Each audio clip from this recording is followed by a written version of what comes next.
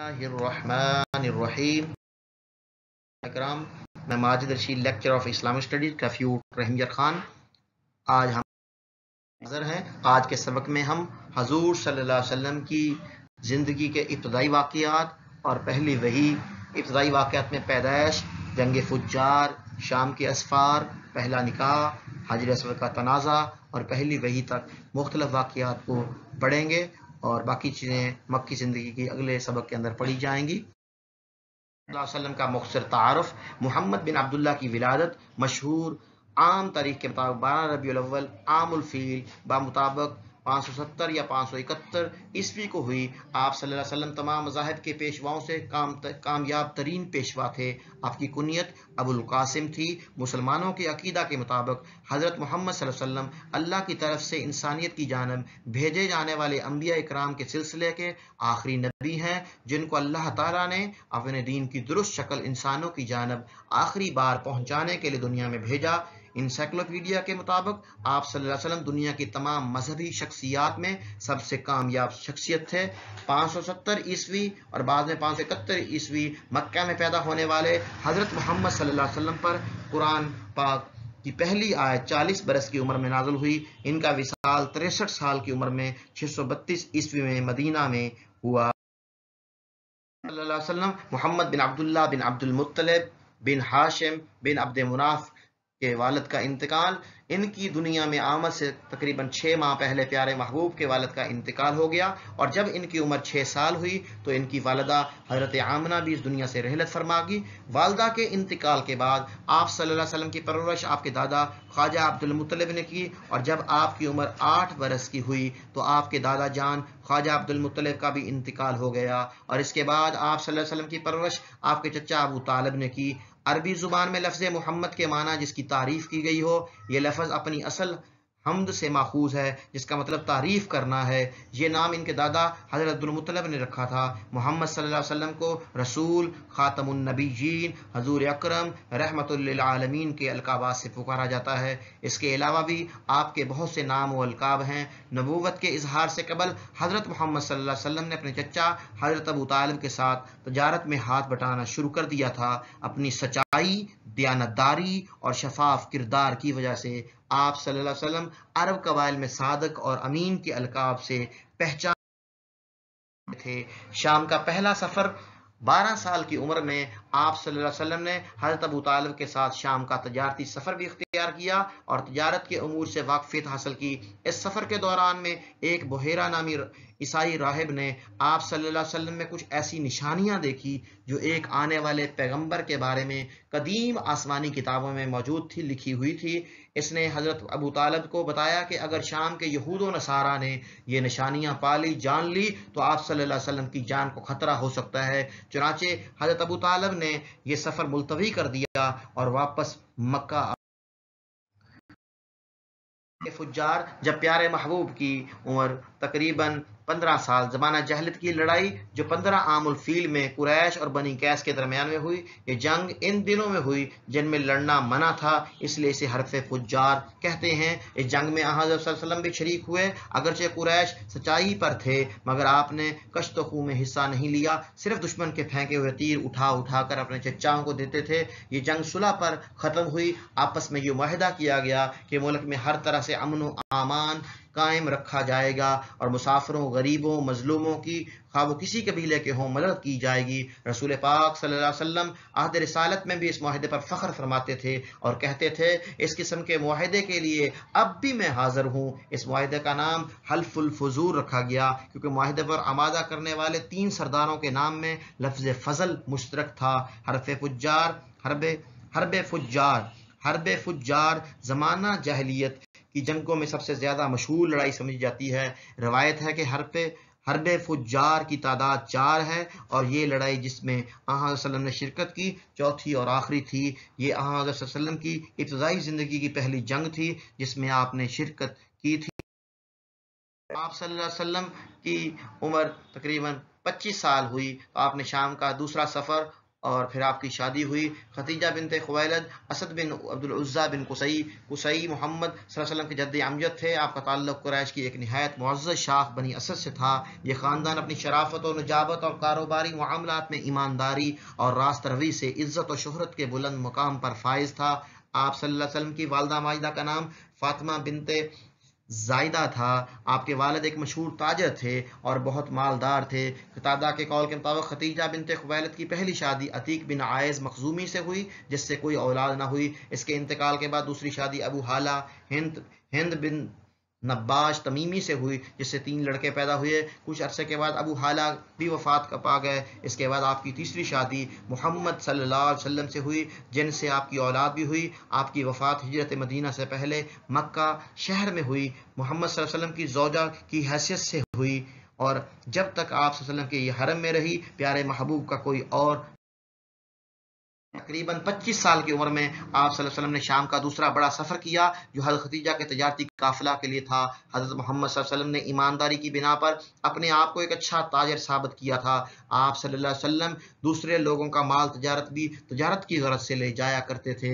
آپ صلی اللہ علیہ وسلم یہ خدمات حضرت ختیجہ کے لیے بھی انجام دیا کرتے تھے. اس سفر سے واپسی پر حضرت ختیجہ کے غلام میسرہ نے ان کو حضور صلی اللہ علیہ وسلم کی ایمانداری اور اخلاق کی کچھ باتیں بتائیں. انہوں نے جب یہ باتیں اپنے چچا زاد بھائی ورقہ بن نوفل کو بتائی تو ورقہ بن نوفل نے کہا جو باتیں آپ نے بتائی ہیں اگر صحیح ہیں تو یقیناً یہ شخص نبی ہے. آپ حضرت محمد صلی اللہ علیہ وسلم کے اچھے اخلاق اور ایمانداری سے بہت متاثر ہوئی. آپ کو شادی کا پیغام دیا جس کو آپ صلی اللہ علیہ وسلم نے حضرت ابو طالب کے مشورے سے قبول کر لیا. اس وقت آپ صلی اللہ علیہ وسلم کی عمر 25 سال تھی. حضرت ختیجہ رضی اللہ عنہا قریش کی مالدار ترین اور معزز ترین خواتین میں سے تھی. حضرت ختیجہ سے آپ صلی اللہ علیہ وسلم کی 4 بیٹیاں حضرت زینب، حضرت رقیہ، حضرت ام کلثوم، حضرت فاطمہ پیدا ہوئیں. 2 بیٹے قاسم اور عبداللہ پیدا ہوئے. سیدہ ختیجہ نے 65 سال کی عمر میں ہجرت سے 3 سال قبل 10 ماہ رمضان بروز پیر 30 اپریل 619 عیسوی کو مکہ میں وفات پائی. سیدہ ختیجہ کی وفات مدینہ کی ہجرت اور نماز فرض ہونے سے پہلے اسی سال ہوئی جب ابو طالب کی وفات ہوئی. اس سال کو عام الحزن کا نام ملا. روایت کے مطابق انہیں جنت میں موتیوں سے تیار کردہ گھر ملے گا. ابو ہریرہ رضی اللہ عنہ سے روایت ہے جبرائیل علیہ السلام نے ایک دن حاضر ہو کر ختیجہ رضی اللہ عنہ کی طرف اشارہ کرتے ہوئے کہا یہ ختیجہ ہیں، ان کا ساتھ اور کھانا پینا ہمیشہ آپ صلی اللہ علیہ وسلم کے ساتھ رہے گا کیونکہ اللہ تعالیٰ نے انہیں سلام بھیجا ہے اور میں بھی انہیں سلام کہتا ہوں. اس کے بعد جبرائیل علیہ السلام نے آپ صلی اللہ علیہ وسلم سے کہا کہ انہیں بشارت دے دیجئے کہ اللہ نے ان کے لیے جنت میں ایک بڑا خوشنما اور پرسکون مکان تعمیر کرایا ہے جس میں کوئی پتھر کا ستون نہیں. یہی روایت امام مسلم نے حسن بن فضیل کے حوالے سے بیان کی. اسی روایت کو اسی طرح اسماعیل بن خالد کی روایت سے امام بخاری رحمہ معلّہ وہ قبرستان ہے جہاں حضرت ختیجہ رضی اللہ تعالیٰ عنہ کا مدفن مکہ المکرمہ میں ہے. حضرت ختیجہ کے اسی انتقال کے بعد تعمیر کعبہ اور حضرت ختیجہ کا انتقال تو بہت بعد میں ہوا ہے، اس سے پہلے کے چند واقعات رہ گئے تھے. تعمیر کعبہ اور حجر اسود کے تنازع کا فیصلہ مکی زندگی میں نبی اکرم صلی اللہ علیہ وسلم کی سب سے بڑی شناخت تھی. آپ صاف ستھری اور پاکیزگی زندگی تھی. مکی زندگی میں نبوت اور رسالت سے سرفراز ہونے سے پہلے اور بعد کے زمانے میں آپ کی شناخت، آپ کی صداقت و امانت، شرافت و پاکیزگی، تواضع و انکساری، تقوی و پاکیزگی تھی. مکہ کا ہر باشندہ آپ کی شرافت و پاکیزگی، اعلیٰ اخلاق کا قائل تھا. آپ کو عام طور پر صادق و امین کہا جاتا تھا. خانہ کعبہ کی تعمیر کے وقت حجر اسود کو اس کے مقام تک اٹھا کر رکھنے میں قریش کے اندر بہت سخت اختلاف ہوا جس کی وجہ سے خون ریز جنگ چھڑنے والی تھی. وہ آپ کی جوانی کا زمانہ تھا لیکن قریش کے سرداروں اور بڑے بوڑھوں کو جب یہ ہاشمی نوجوان دکھائی پڑا ایک آدمی نے کہا سب سے پہلے حرم میں جو آدمی کل صبح داخل ہوگا وہ فیصلہ کرے گا. اور حرم میں داخل ہونے والے پیارے نبی صلی اللہ علیہ وسلم تھے اور پیارے محبوب کو جب انہوں نے دیکھا تو بیک زبان ہو کر کہا تھا ھذا محمد الامین رضینا ھذا محمد الامین، یعنی یہ محمد امین شخص ہیں، ہم ان سے خوش ہیں، یہ امین ہیں. اور سب اس نوجوان کے حکیمانہ فیصلے کو بخوشی قبول کیا اور اس طرح خون ریز جنگ لڑی. پیارے نبی صلی اللہ علیہ وسلم نے فرمایا पत्थर को अपनी जगह रखने में इख्तलाफ है, चादर ले आओ। आपने अपने दस्ते मुबारक से उस पर पत्थर को रखा और तमाम कबीलों के सरदारों को बुलाया, फरमाया इस चादर के किनारों को पकड़ो, चादर को उठाओ, हजर अस्वद के पास ले आओ, जहाँ फिक्स करना है वहाँ ले गए। तो प्यारे नबी सल्लल्लाहु अलैहि वसल्लम ने अपने दस्ते मुबारक से वहाँ फिक्स किया और बड़ी जंग से सब असवद है जो एक पत्थर जन्नत का पत्थर है, तो जिसका आज के मौके पर उम्र के मौके पर तवाफ से पहले बोसा लिया जाता है, अगर मुमकिन हो तो बहुत बड़ी सआदत है। ये बैतुल्ला शरीफ की पुरानी तस्वीर है जो 1880 में बनाई गई है, ये आपके सामने है। और ये हज़रत अब्दुल्ला बिन ज़ुबैर ने बैतुल्ला की जो तामीर फरमाई थी वो प्यारे नबी सल्लल्लाहु अलैहि वसल्लम की ज़ुबान से सुना हुआ था। आप अपने फरमाया मेरा दिल चाहता है बैतुल्ला को वैसे बना दूं जिस तरह के हज़रत इब्राहीम खलीलुल्लाह ने बनाया था, लेकिन कौम के फितने और फसाद का डर है इसलिए करता नहीं। तो ये ख्वाहिश हज़रत अब्दुल्ला बिन ज़ुबैर ने पूरी की, तो हज्जाज बिन यूसुफ ने दोबारा बैतुल्ला को गिरा दिया। तो ये हज़रत अब्दुल्ला बिन ज़ुबैर की तामीर बैतुल्ला की इमारत का खाका और इसके आवाज़ हैं, ये उसकी तमाम अतराफ़ हैं, ये हमें पता होना चाहिए कि बैतुल्ला की किस तरफ क्या है, ताकि उस वक्त जो दुआएं पढ़नी है और कहाँ से कहाँ तक कौन सी दुआ पढ़नी है, हतीम क्या है, तमाम चीज़ों से हमें आशनाई। ये बैतुल्ला की मुकम्मल इमारत और इसके मुख्तलिफ हिस्सों के नाम जो आपके सामने अभी हैं, तो 15 के अंदर बनाई गई तस्वीर है। और हिरा में वही का नज़ूल, प्यारे नबी सल्लल्लाहु अलैहि वसल्लम की उम्र जब मुबारक 40 साल की हुई, इस दौरान आप सल्लल्लाहु अलैहि वसल्लम अब तक के तामुलात ने कौम से आपका ज़हनी और फ़िक्री फ़ासला बहुत वसी कर दिया था, तो आप सल्लल्लाहु अलैहि वसल्लम को तन्हाई महबूब हो गई। चुनांचे आप सत्तू और पानी लेकर मक्का से कोई 2 मील दूर कोहे हिरा के गार में चले जाते। ये एक मुख्तसर सा गार था जिसका तूल 4 गज़ और अर्ज 1.25 गज था। ये नीचे की जानब गहरा नहीं था, बल्कि एक मुख्तसर रास्ते के बाजू में ऊपर की जान चट्टानों के बाहम मिलने से एक कोतल की शक्ल इख्तियार किए हुए था। आप सल्लल्लाहु अलैहि वसल्लम रमज़ान भर इस गार में क्या फरमाते, अल्लाह ताला की इबादत करते, कायनात के मशाहिद और उसके पीछे कार फरमा कुदरत नादरा पर गौर करते। आप सल्लल्लाहु अलैहि वसल्लम को अपनी कौम के लच्चर पोच शिरकिया का कायद और वाहियात तसव्वुरात पर बिल्कुल इत्मीनान न था, लेकिन आप सल्लल्लाहु अलैहि वसल्लम के सामने कोई वाज़ेह रास्ता, मुअय्यन तरीका, अफरात व तफरीद से हटी हुई कोई ऐसी राह न थी जिस पर आप सल्लल्लाहु अलैहि वसल्लम इत्मीनान और इंशिराह क़ल्ब के साथ रवा दवा। पसंदी भी तरहकीकत अल्लाह ताला की तदबीर का एक हिस्सा थी, ताकि ज़मीन के मशागिल, ज़िंदगी के शोर और लोगों के छोटे छोटे हमो गम की दुनिया से आपका कटना इस कार अजीम की तैयारी के लिए पलटने का नुक्ता हो जिसका दुनिया को इंतज़ार था, और आप अमानत कुबरा का बोझ उठाने, रूए ज़मीन को बदलने और ख़त्ते तारीख को मोड़ने के लिए तैयार हो जाएं। अल्लाह ताला ने रसालत की जिम्मेदारी आयद करने से 3 साल पहले आप सल्लल्लाहु अलैहि वसल्लम के लिए खलवत नशीनी मुकर्रर कर दी थी। आप सल्लल्लाहु अलैहि वसल्लम इस खलवत में 1 माह तक कायनात की आज़ाद रूह के साथ हम सफ़र रहते और इस वजूद के पीछे छुपे हुए गैब के अंदर तदब्बुर फरमाते, ताकि हज़रत अल्लाह ताला का इज़न हो तो इस गैब के साथ ताअम्मुल के लिए मुस्तैद रहें। हज़रत आयशा सिद्दीक़ा मुताहरा फरमाती हैं कि रसूलुल्लाह सल्लल्लाहु अलैहि वसल्लम पर वही की इब्तिदा नींद में अच्छे ख्वाब से होती थी। आप जो भी ख्वाब देखते थे वो सफेदाए सुबह की तरह नमूदार होता था। फिर आपको तन्हाई महबूब हो गई, चुनांचे आप गार हीरा में खलवत इख्तियार फरमाते और कई रात घर तशरीफ लाए बगैर मसरूफ़ इबादत रहते। इसके लिए आप तोशा ले जाते, फिर तोशा खत्म होने पर हज़रत खदीजा के पास वापस आते और तकरीबन इतने ही दिनों के लिए फिर तोशा ले जाते। आया, आप गारे हिरा में थे, यानी आपके पास फरिश्ता आया और इसने कहा पढ़ो, आपने फरमाया पढ़ा हुआ नहीं हूँ। आप फरमाते हैं कि इस पर इसने मुझे पकड़कर इस जोर से दबाया कि मेरी कुव्वत निचोड़ दी, फिर छोड़कर कहा पढ़ो। मैंने कहा मैं पढ़ा हुआ नहीं हूँ। इसने दोबारा पकड़कर दबोचा, फिर छोड़कर कहा पढ़ो। मैंने फिर कहा मैं पढ़ा हुआ नहीं हूँ। इसने तीसरी बार पकड़कर दबोचा, फिर छोड़कर कहा। फिर आप सल्लल्लाहु अलैहि वसल्लम की जुबान पर अल्फाज जारी हुए, इक़रा बिस्मि रब्बिकल्लज़ी खलक़ खलक़ल इंसान मिन अलक़ इक़रा व रब्बुकल अकरम अल्लज़ी अल्लम बिल क़लम अल्लमल इंसान मा लम यअलम।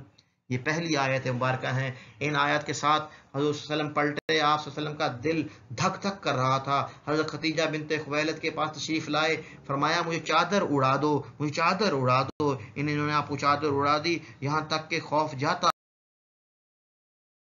خدیجہ کو واقعے کی اطلاع دیتے ہوئے فرمایا یہ مجھے کیا ہو گیا ہے، مجھے تو اپنی جان کا ڈر لگتا ہے۔ حضرت خدیجہ نے کہا قطع نہیں، واللہ آپ صلی اللہ علیہ وسلم کو اللہ کو تعالیٰ رسوا نہ کرے گا۔ آپ صلی اللہ علیہ وسلم صلہ رحمی کرتے ہیں، درماندوں کا بوجھ اٹھاتے ہیں، تہی دستوں کا بندوبست کرتے ہیں، مہمان نوازی کرتے ہیں، اللہ تعالیٰ آپ کو ضائع نہ کرے گا۔ اس کے بعد حضرت خدیجہ رضی اللہ تعالیٰ عنہا آپ کو اپنے چچیرے بھائی ورقہ بن نوفل بن اسد بن عبد العزیٰ کے پاس لے گئی۔ ورقہ دور جاہلیت میں عیسائی ہو گئے تھے اور عبرانی میں لکھنا جانتے تھے، چنانچہ عبرانی زبان میں حسب توفیق الہی انجیل لکھتے تھے۔ اس وقت بہت بوڑھے اور نابینا ہو چکے تھے۔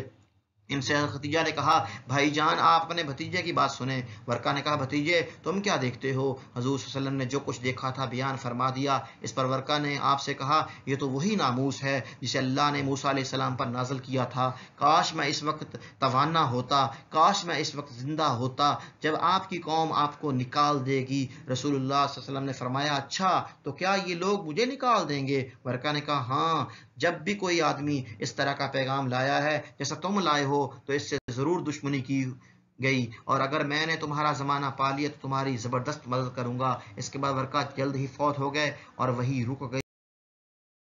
یہ غار ہرا وہ غار کا رستہ ہے، اور غار ہرا اور اس کا تھوڑا سا تعارف ہے جہاں پیارے نبی صلی اللہ علیہ وسلم پر پہلی وحی آئے، جہاں اللہ کی عبادت میں مصروف ہوا کرتے تھے۔ یہ اس کا تعارف یہ بھی ہمیں معلوم ہونا چاہیے۔ ذکر ہو چکی، آگے پیارے نبی صلی اللہ علیہ وسلم کی مکی زندگی کا ذکر انشاءاللہ کریں گے۔ اس بارے میں کوئی بات مشکل ہو، سمجھ میں نہ آئی ہو تو کمنٹس میں سوال کیا جا سکتا ہے، واٹس ایپ پر کر سکتے ہیں، پوچھ سکتے ہیں۔ اللہ تعالیٰ ہمیں سب کو پیارے نبی صلی اللہ علیہ وسلم کی سچی محبت نصیب فرمائے، پیارے نبی صلی اللہ علیہ وسلم کی اسوہ کی پیروی نصیب فرمائے۔